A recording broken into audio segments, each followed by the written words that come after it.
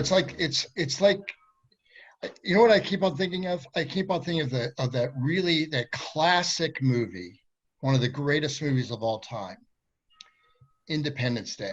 Oh, I thought you were going to say Weekend at Bernie's. Sorry. Weekend at Bernie's. Okay. It's in the top 5, but Yeah. Independence Day, of course I'm joking that Independence Day is that great. But think about Independence Day. The premise is these aliens are attacking the world, and so what happens? All the nations of the world have Blame China. Oh. All the nations of the world blame China. Right? So all the nations of the world unite against a common enemy, and isn't it awesome? And yeah, so I assumed that everybody, no matter what your political stripe, would unite behind each other to fight this common enemy called coronavirus, COVID-19, and yet we've still figured out a way to divide.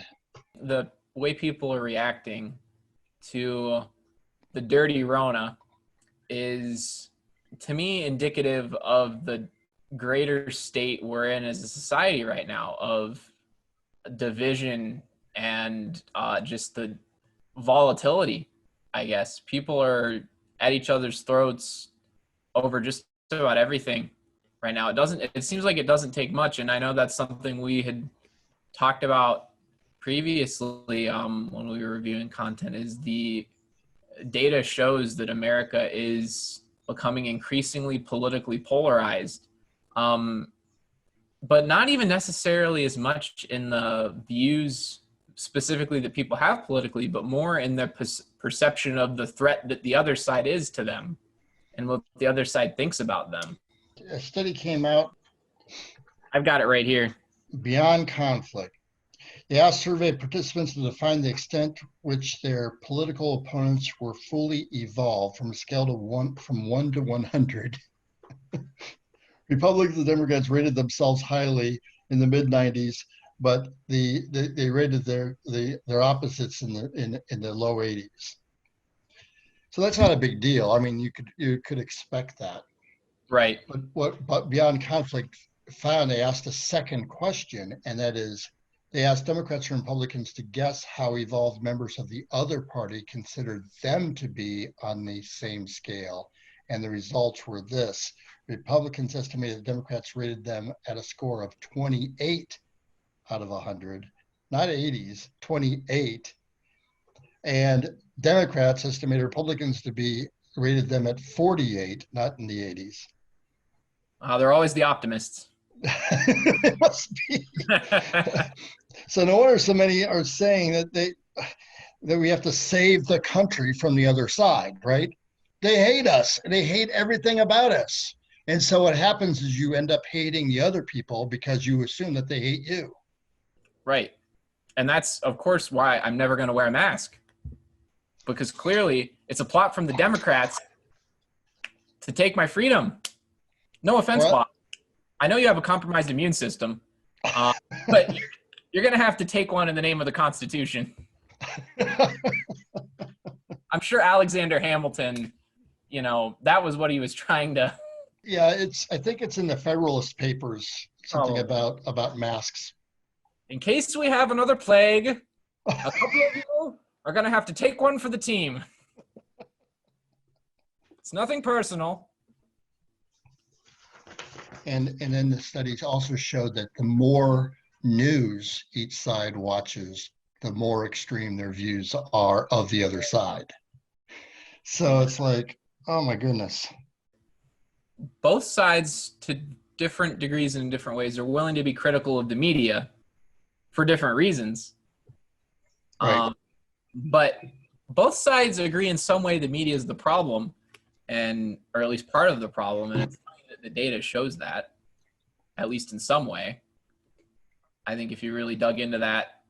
Well, I think most people realize that the media, cable news channels and the like, are in it for the eyeballs. They're going to sensationalize everything they can, to get you back, and the things that get you upset are going to bring you back. So they're going to make you more and more upset about stuff, you know. Right. And then it's kind of immoral in a way when you have this very influential outlet and your business model is to profit off of conflict and to magnify conflict. Right. I mean, really, I think what needs to happen is we just need to engage in another 10-year-long land war so the media can get distracted with that. So, you know, all of our domestic news, it's a little more wound down. Well, Marshall McLuhan, ages ago, Mr. Communications, he said the medium is the message, right? And right. So if the medium is cable news talking head pundits, it becomes the message. It's like, holy smoke, I wonder why the message is the other side's out to destroy you if the medium is nothing but talking heads telling you that. That's very frustrating. I think the way that mass media has developed in America is very disappointing because to a degree, media has always thrived on sensationalism, as long as there has been a press, as long as the press has existed, that has been an incentive. You're going to sell more newspapers if there's some crazy headline. Mm-hmm. And maybe this is me pining for an age that no longer exists, that I was never there for. So maybe I'm just completely mistaken. But it seems to me like in previous times, they're obviously not all news sources are created equal, and that's how it's always been. There have always been more reputable and less reputable news sources. But I feel like at least to some degree, like cable news back in the day was giving you straight news. It seems to me, that the media punditry took off with the advent of Fox News. Fox News took over cable news by putting pundits in prime time, and so the other cable news outlets had to compete with that, and so they came out with their versions of those things. So since you had Bill O'Reilly and Sean Hannity on Fox, you would get a Keith Olbermann on MSNBC, who was like the extreme opposite end, So it became then Rachel Maddow took over for Keith Olbermann, and so now you have basically Tucker Carlson versus Rachel Maddow, Yes. So the thing about people hating people who hate them, that's a major problem. In Matthew chapter 7, Jesus says, "Do not judge, or you too will be judged. For the same way you judge others, you will be judged, and with the measure you use, it will be measured to you." And so, we often say, hey, don't judge people, that you're not supposed to be judging people. But listen to that passage. And what it's actually saying is, if you're judging somebody, guess what? That's going to turn right back around on you, and somebody's going to judge you by those same exact standards. And so if I'm judging somebody as being hateful and deciding without a whole lot of evidence, just presuming that this person is an enemy to God or to righteousness or whatever, and just saying, I judge you for that, it's no wonder that person turns around and judges me in the same exact way. Right. Jesus is like, that's the way it works. Right. And, I think you're absolutely right about that. And I think in my mind, that interpretation of that verse to me is multifaceted too, because I think the second part of that judgment against ourselves, at least in my experience, has been the judgment of hypocrisy. I think part of human nature is that in a lot of ways we are inherently hypocrites. Yeah. And there have been so many times where I'll start to feel self-righteous about something, and then God will give me a proverbial whack on the noggin, and I'll be like, oh, I'm literally doing that thing. And so the whack on the noggin is knocking the log out of your eye as you're trying to get the speck out of your friend's eye, that you're like, you're so wrong all the time. Right. I mean, you can just the stereotypical mindset for left or right, where it's like, oh, this other party is X, Y, and Z, and they're doing this and this and this and this, and they're so judgmental and they're so hostile and they're out to tear this country apart. You're literally doing those same things you're accusing them when you get that worked up about it. Blessed are the peacemakers, right? We're supposed to be peacemakers. And yet, I think we take our cue on how to deal with important issues. We take our cue on how to deal with those issues from those cable news pundit talking heads who are very belligerent and very hateful and very very easily point their finger at their opponents and say, you're evil. If I find myself acting that way, I have got to repent, confess and repent. That is not being peacemaking. That is the way of the world and not the way of Christ. Right. You know, it is a fact that we live in scary times, and we live in a time where things are uncertain. They can change very quickly. They can get bad very quickly. So I think it's very easy to become very afraid. The fact that we live in an age of information, so to speak, and rapid information, and the rapid spread of information means we also live in an age with the rapid spread of fear. Right. Bad news tends to spread a lot quicker than good news. It does. Good point.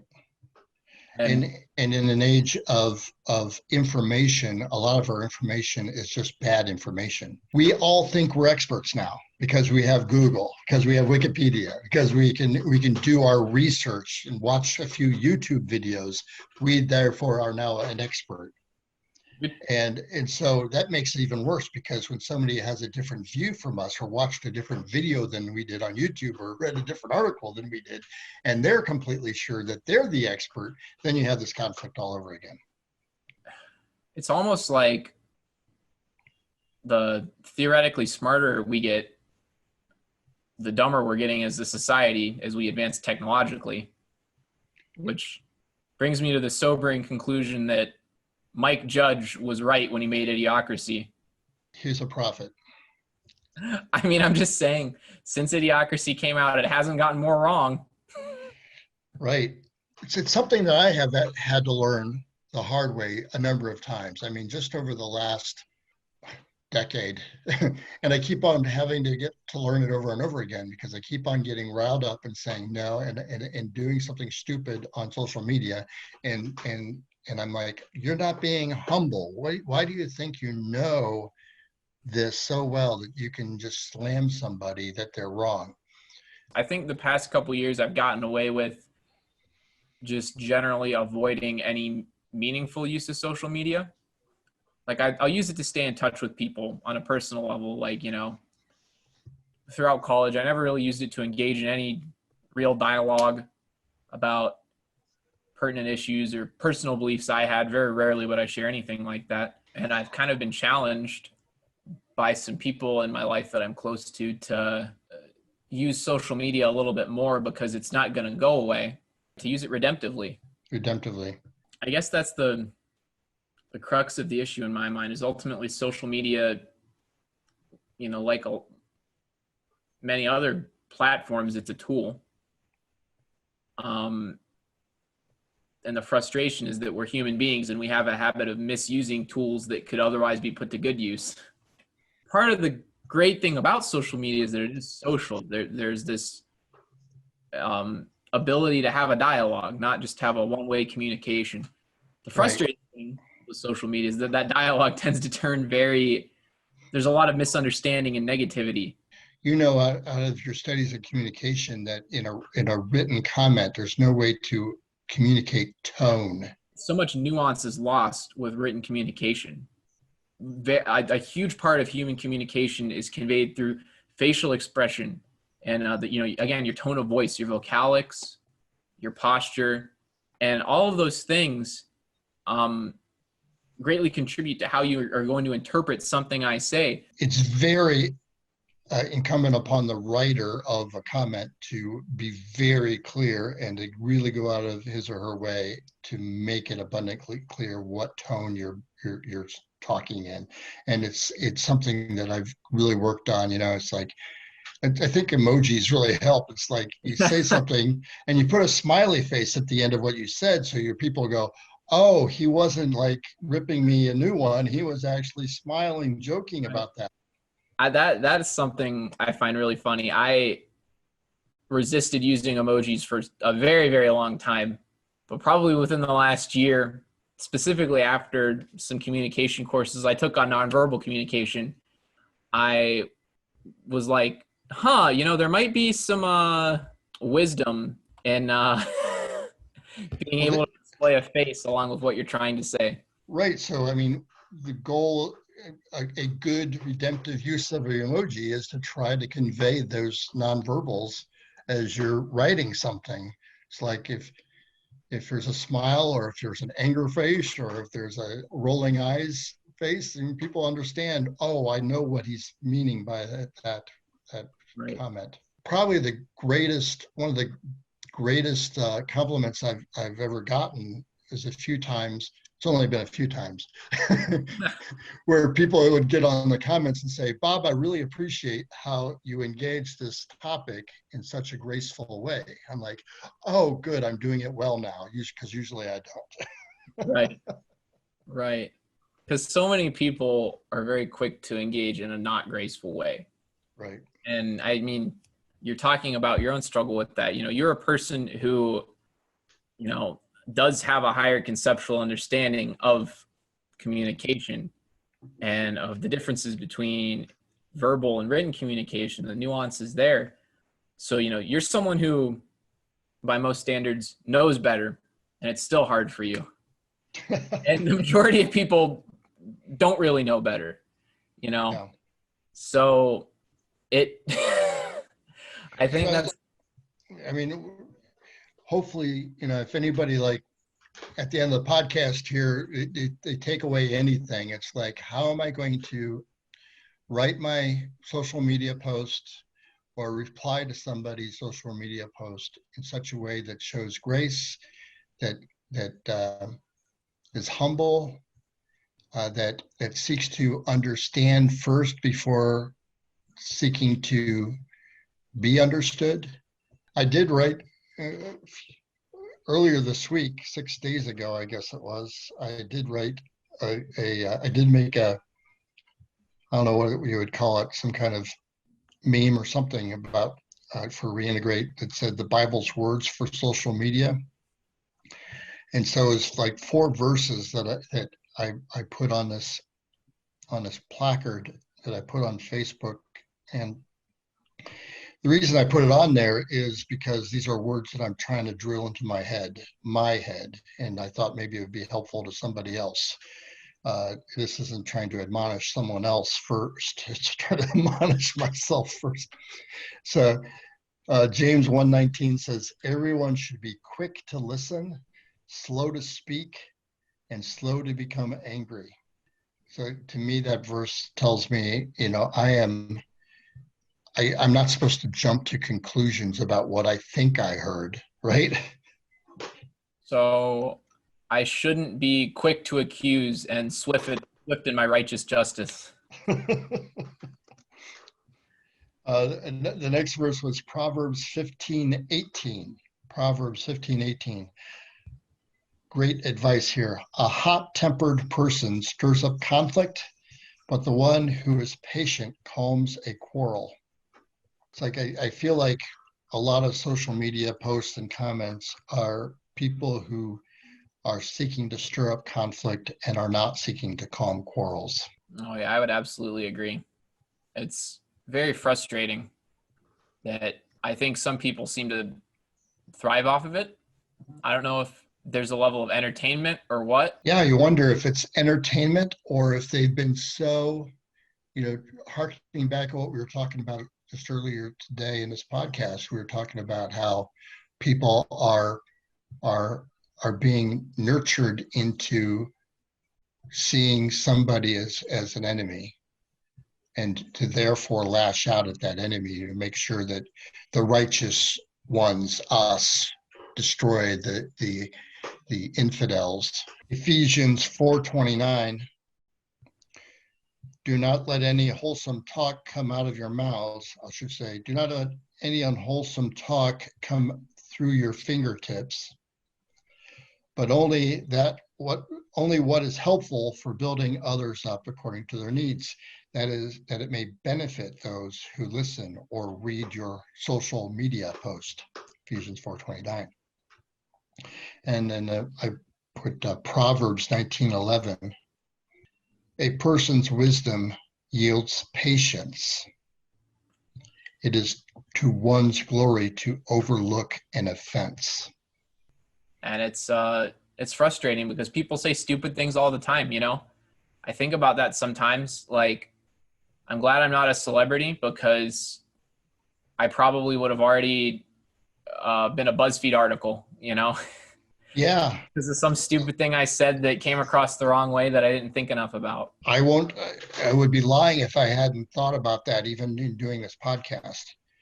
It's like somebody will hear what we say, you know, this is unscripted.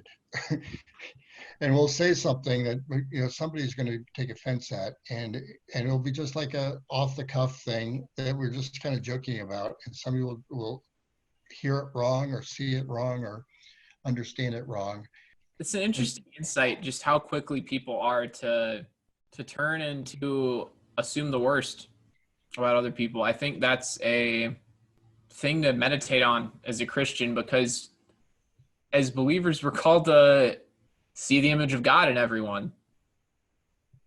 We're called to love our enemies. We're called to turn the other cheek. We're called to do all these things. And I think especially when we get caught up in current events and we become afraid, and we become afraid of them, whoever they are out to get us. They are out to mess up our country. They are out to attack the kingdom of God. When we see other people as they, we're no longer seeing them as image bearers. We're seeing them as an enemy. And we have a tendency to think that, oh, come on, Bible, you don't know, you know, what we're going through right now, the existential crisis that we're going in right now, Jesus, that you gave that comment to you, that command way back when. And I'm like, I think they understood pretty existential crises. I think they understood who true enemies were. Yeah, I think they understood social conflict and division. Just a little bit. And so it's like, how revolutionary was it where this man from Nazareth was saying things like, love your enemies. That's, you know, people are like, no. Yeah. I like how you keep bringing up the idea that fear screws up our brains and our decision making. And it's part of the, you know, how the heck could first century Christians love their enemies? How the heck could they do that unless they didn't have fear? It's like, you do the worst to me you can. The guy I follow, they did the worst to him, and guess what? He rose from the dead. Blah blah. You know. Right. And the irony there is that since the first century, I think as far as it means, as far as living out your faith in a way that you are living in light of Christ rising and you are living in light of that hope, we haven't met that bar since the first century, right, with the exception of maybe a couple of Anabaptists here and there who are willing to get burned at the stake. Other than that, we've been pretty afraid, and we've acted like we're afraid. And I myself am guilty of that. Would I be willing to be burned at the stake or fed to lions? I mean, I suppose there's no way to know unless that's actually happening to you. But when I think about it, I'm like, no, I don't want that to happen. Right. That's terrible. To be engaged in culture, in the society, in the public arena, in politics, all those things Christians, I believe, are called to do. But there's a reason to do that, and that's for the flourishing of everyone, not for my personal well-being. And I think we've somewhere along the line flipped the script and said, we Christians need to be involved in public policy and all that stuff for our sake. Right. Not the sake of those who are vulnerable. Right. Those people complain too much. It's for me and my boat.